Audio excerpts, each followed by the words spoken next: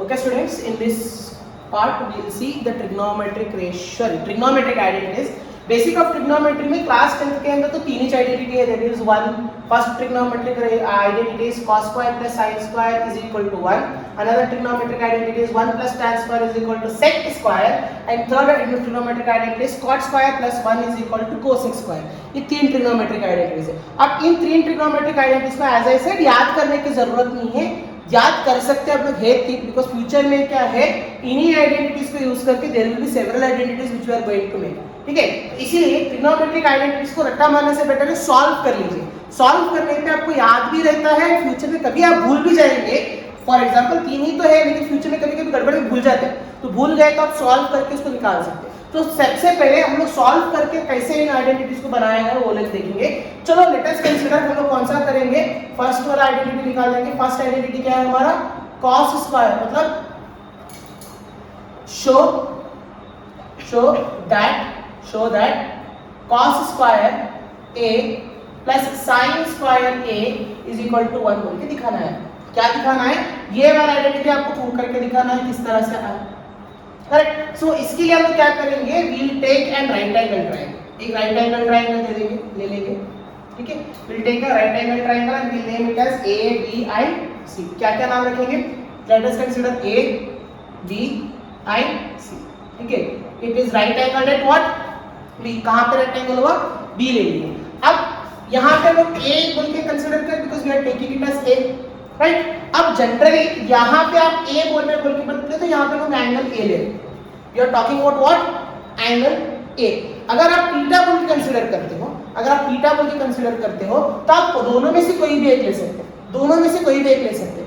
मतलब वहां पे पर्टिकुलर मेंशन नहीं है ना कि आपको एंगल a ही लेना है या फिर एंगल c ही लेना है. थीटा बोले तो दो एंगल बचे हुए हैं, एक तो 90 डिग्री फिक्स है, दो एंगल बचे हुए उन्हीं को तो फाइंड आउट करते रेशियोज में, राइट. तो दोनों में से कोई भी ले सकते हैं. फिलहाल के लिए क्या बोल के बोल रहे हैं, तो a बोल के बोलते हैं. a बोल के बोले तो अच्छा मेरे को ना ट्रिग्नोमेट्री की एक चीज बता दो, एक चीज जैसे कि राइट एंगल ट्रायंगल. ठीक है, ठीक है, this is 90 degree, let us take it as a b c. Right angle triangle की कौन से पार्ट्स होते हैं, कितने पार्ट्स होते हैं. एक रहता है बेस, एक हम क्या रहता, बेस रहता. ठीक है, और दूसरा क्या रहता है, परपेंडिकुलर रहता. करेक्ट, दूसरा क्या रहता है, परपेंडिकुलर बोल के रहता. क्या रहता है, परपेंडिकुलर. लास्ट वाला क्या रहता है, हाइपोटेन्यूज. करेक्ट, तीन पार्ट्स रहते हैं राइट एंगल ट्रायंगल की. क्या क्या रहता है, बेस, परपेंडिकुलर एंड हाइपोटेन्यूज. या फिर इनको और एक नाम भी दिया गया है, एडजेसेंट, अपोजिट एंड हाइपोटेन्यूज. तीन नाम है. क्या क्या है, एडजेसेंट, यानी बेस को हम क्या बोलते हैं, adjacent, opposite and hypotenuse. Base का मतलब जो नीचे रहता. करेक्ट, जो नीचे रहता इसको हम क्या बोलते हैं, बेस. जो बेस के साथ जुड़ा हुआ रहता इसको हम क्या बोलते हैं, परपेंडिकुलर. ठीक है, and the longest side of the part of the triangle is called as hypotenuse. ये तो आप बचपन में पढ़े होंगे, 5th 6th 7th में राइट एंगल ट्रायंगल के पार्ट्स क्या क्या है. करेक्ट, लेकिन जब बात आती है ट्रिग्नोमेट्री की, when we talk about trigonometry, यहां पे थोड़ा फर्क है. यहां पे थोड़ा फर्क है. क्या फर्क है कि यहाँ पे जो बेस है एंड जो एडजेसेंट है या फिर अपोजिट साइड जो है वो हमेशा चेंज होते रहता है. एक ही चीज फिक्स रहता है, वो क्या है, राइट एंगल वाला पार्ट. फॉर एग्जांपल अगर मैं ट्रायंगल कंसीडर करूंगा a b एंड c. ठीक है, तो इसके अंदर a 90 डिग्री है एंड अगर मैं बात कर रहा हूं एंगल c की, if I am talking about angle c, यानी एंगल c अगर बात करें तो ये जहां पे एंगल टच होता है, this angle where does it touch, it is called as base, जिसको हम बी से डिनोट करते हैं. किससे डिनोट करते हैं, बी. ठीक है, इसी एंगल के अपोजिट वाले लाइन को हम क्या बोलते हैं, अपोजिट या फिर परपेंडिकुलर बोलते हैं. क्या बोलते हैं, अपोजिट या फिर परपेंडिकुलर, या फिर इसको शॉर्ट में क्या बोलेंगे, पी. समझ में आया कैसे. ये एंगल जहां पे टच होता है वो क्या बना, हमारा बेस बना. इसी एंगल के अपोजिट लाइन को हम क्या बोलते हैं, अपोजिट या फिर परपेंडिकुलर. ऑब्वियसली ये हाइपोटेन्यूज ही बना रहेगा because this is the longest side. ठीक है, अब यही ट्रायंगल, सेम ट्रायंगल में फिर से एक बार होता है. यहां पे देखो, this is a, this is b and this is c. Same है, ये 90 डिग्री है. अब बात करेंगे एंगल c, बात करें तो पहले अब एंगल a बोल के बोल दिए, एंगल a बोल के बोल दिए. तो ये एंगल का जो लाइन है जहां पे टच होता है वो क्या बन जाता हमारा, ठीक है। इसी एंगल के अपोजिट लाइन क्या बन जाता है हमारा, परपेंडिकुलर। ये लाइन हमेशा फिक्स रहेगा, क्या है वो, समझ में आया। बेस एंड एंगल किस तरह से चेंज होते हैं, सिर्फ बेस एंड एंगल चेंज होता है, हाइपोटेनस कभी चेंज नहीं होता। ये चीज आपको याद रखना। रीजन क्या है, यहाँ पे हम लोग वही करने वाले हैं, क्योंकि इस ट्रायंगल के अंदर हम एंगल कौन सा दिए, ए दे दिए, तो ये एंगल ए है, तो ये क्या बना हमारा बेस, जिसको हम लोग बी बोल के लिखते हैं। ठीक है, ये हमारा उसके अपोजिट का लाइन क्या बन रहा है, अपोजिट या फिर परपेंडिकुलर पी बोल के लिख दिए। इसको मैं क्या लिखेंगे, समझ में आया, समझ में आया। मैं समझ पहले आपको ये समझा कि क्यों कर रहा हूँ, कि बहुत लोगों को ना बेस यहाँ पे क्यों आया, बेस तो नीचे रहता ना, वो कंफ्यूजन रहता। जैसे कि अगर मैं बोल दूंगा ये बेस है, तो बहुत लोग क्या कंफ्यूज कर लेते हैं मालूम है, बेस तो नीचे रहता है ना ट्रायंगल में, बेस बोले तो नीचे का पार्ट, लेकिन ऊपर क्यों लिख रहे। रीजन क्या है, एंगल कहाँ पे देते वो देखना पड़ता है हम लोगों को। एंगल जहाँ पे देते वही हमारा बेस, नीचे वाला एंगल देते नीचे वाला बेस, ऊपर वाला एंगल देते ऊपर वाला बेस। समझ में आया, ये दो ही एक्सचेंज होते हैं, बाकी कोई चेंज नहीं होता, तीसरा साइड फिक्स रहता। ठीक है, उसके हिसाब से समझेंगे। ठीक है, अब सॉल्यूशन करके देखिए।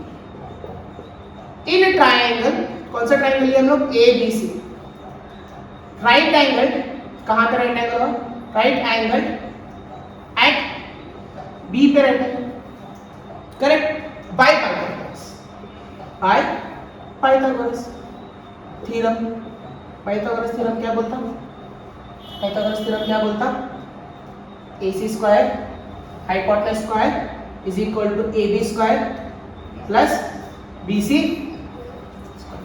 ये क्या मिला हमारे को, पाइथागोरस थ्योरम का फॉर्मूला। करेक्ट, मैं क्या बोल रहा हूँ, डिवाइड बोथ साइड दोनों तरफ का साइड बाय AC स्क्वायर, यानी दोनों तरफ के side, this is LHS, this is RHS, दोनों तरफ को हम लोग किससे डिवाइड करना है, AC स्क्वायर से डिवाइड करना है। ठीक है, करके देखिए। AC square as it is था, इसको किससे डिवाइड करें, AC स्क्वायर से डिवाइड करें। Can you see, AC square को किससे डिवाइड करें, AC स्क्वायर से डिवाइड करें। AB स्क्वायर था, इसको भी किससे डिवाइड करना है, AC स्क्वायर से डिवाइड करना है। ठीक है, BC स्क्वायर था, इसको भी किससे डिवाइड करना, AC स्क्वायर से डिवाइड कर। एक चीज, AC स्क्वायर कट गया, क्या बचा, ठीक है, AB बाय AC। AB का मतलब क्या है, AB इज, ठीक है, AC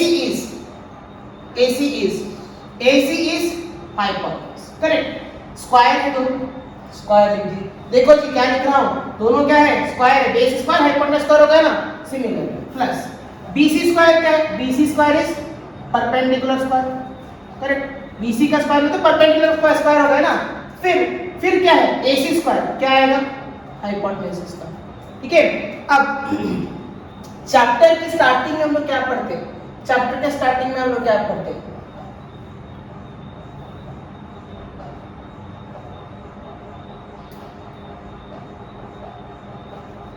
sorry,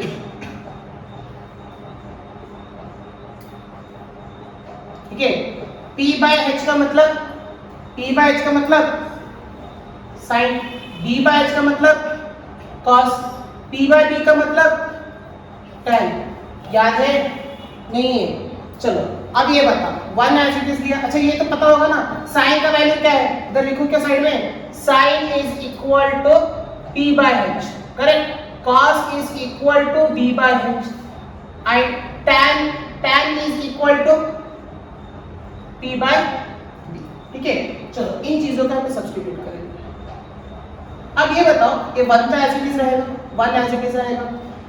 B by H का मतलब, B by H का मतलब cos, B by H का मतलब cos, तो ये cos स्क्वायर,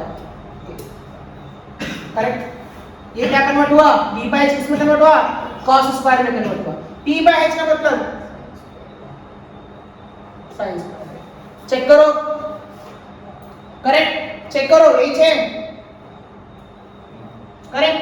तो अब इसको जैसा हमारा आइडेंटिटी है उसके हिसाब से लिखेंगे, यानी टोटल इसको किस तरह शिफ्ट करेंगे, या तो ऐसा लिखिए या फिर उसको लिखिए cos square a plus sin square a is equal to 1। ये हुआ हमारा पहला वाला आइडेंटिटी। चेक करो, चेक करो, करेक्ट है? समझ में आया किस तरह से फर्स्ट आइडेंटिटी को डिराइव करें? Any doubts in this? Okay, take it. Okay, so now let us solve the second identity, that is tan 1 plus tan square a is equal to sec square। ठीक है, इसको solve करके देखेंगे किस तरह से आता है। देखो पूरा सेटअप सेम है, पहला वाला इक्वेशन हम किस तरह से फर्स्ट आइडेंटिटी जिस तरह से सॉल्व करें ये भी उसी तरह से सॉल्व करेंगे। We are not going to change anything, सिर्फ और सिर्फ क्या चेंज करते हैं, ये पूरा का पूरा स्टेटमेंट सेम रहेगा, सब कुछ सेम रहेगा, पाइथागोरस थ्योरम लगाए। बट अब इसी इक्वेशन को पहले इसके अंदर हम ac स्क्वायर से डिवाइड कर रहे थे, अब इसको हम डिवाइड करेंगे ab स्क्वायर से। ठीक है, किसी डिवाइड करें हम लोग ab स्क्वायर से डिवाइड करें। ठीक है, अब यहाँ पे एक चीज आपको पता चल गया होगा कि पहले वाले को अगर ac स्क्वायर से डिवाइड करें तो फर्स्ट आइडेंटिटी मिला, सेकंड वाले को अगर हम लोग ab स्क्वायर से डिवाइड करेंगे तो सेकंड आइडेंटिटी मिलता, थर्ड वाले को bc स्क्वायर से डिवाइड करें तो थर्ड आइडेंटिटी मिल जाता। करेक्ट? तो साफ फटाफट डिवाइड करके देखेंगे, ac square divided by ab square is equal to ab square divided by ab square. Correct? bc square is equal to bc square divided by ab square. चलो plus है ना, यहाँ पे प्लस से प्लस के। ठीक है, अब ab स्क्वायर डिवाइड होने पे क्या बनेगा? 1 बनेगा। करेक्ट? ac स्क्वायर पे ab स्क्वायर, ac का मतलब हाइपोटेन्यूज, ac का मतलब hypotenuse, hypotenuse divided by ab square, hypotenuse divided by, hypotenuse कहाँ है जी? ac स्क्वायर क्या है? हाइपोटेन्यूज है। Correct? Hypotenuse divided by base. चलो अब बताओ, हाइपोटेन्यूज डिवाइडेड बाय बेस है, ये वाला हो गया। बेस बाय हाइपोटेन्यूज को उल्टा करने पे क्या मिलता? उल्टा करने पे क्या मिलता? बेस बाय हाइपोटेन्यूज डिवाइड करने पे हाइपोटेन्यूज पे बेस मिलता। cos का उल्टा sec। करेक्ट? cos का उल्टा देखो, चेक करो, cos का उल्टा sec है क्या cosec है? sec है ना। तो अगर मैं बेस बाय हाइपोटेन्यूज cos होता है तो हाइपोटेन्यूज बेस क्या हो जाएगा हमारा? sec होगा। तो मैं यहाँ पे इतना सब लिखने के जगह डायरेक्टली मैं लिख देता हूँ sec स्क्वायर a। क्या है? राइट? ये तो 1 आएगा। राइट? अब bc square by ab square, bc square क्या है? bc स्क्वायर कहाँ पे? bc स्क्वायर कहाँ पे? देखो bc स्क्वायर मतलब this is p, bc square का मतलब क्या हो गया? p। करेक्ट? bc स्क्वायर का मतलब क्या हो गया? p। ab स्क्वायर का मतलब बेस, यानी ये tan का फॉर्मूला है। तो यहाँ पे क्या आएगा? tan square. तो बन गया हमारा सेकंड आइडेंटिटी। चेक करो, ये आइडेंटिटी सॉल्व करना था, sec square is equal to 1 plus tan square. Correct? या फिर आप इसको किस तरह से लिख सकते हैं, या फिर इसको लिख सकते हैं 1 plus tan square a is equal to sec square a। चलो आपका ये वाला आइडेंटिटी प्रूव हुआ। Is it right? चेक करो। Okay students, let us see this third identity. This is third identity, that is cot square a plus 1 is equal to cosec square a। अभी तक तो आपको पता चल ही गया होगा कि इसको किस तरह से सॉल्व करते हैं। Divide both the terms by bc square, bc square से डिवाइड करेंगे, होपफुली हमें थर्ड आइडेंटिटी मिल जाता। चलो चेक करेंगे, ac square divided by bc square is equal to ab square divided by bc square plus bc square plus bc square divided by bc square. ठीक है, AC and BC, AC का मतलब क्या होगा? हाइपोटेन्यूज, BC का मतलब by perpendicular, यानी ये क्या बन गया? हाइपोटेन्यूज पे perpendicular.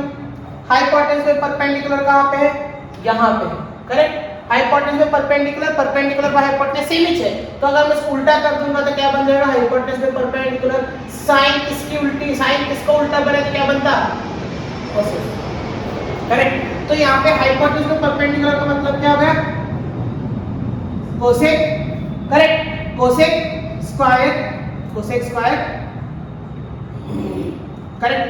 Cosec square a is equal to ab square by bc square. ab का मतलब बेस, bc स्क्वायर मतलब परपेंडिकुलर।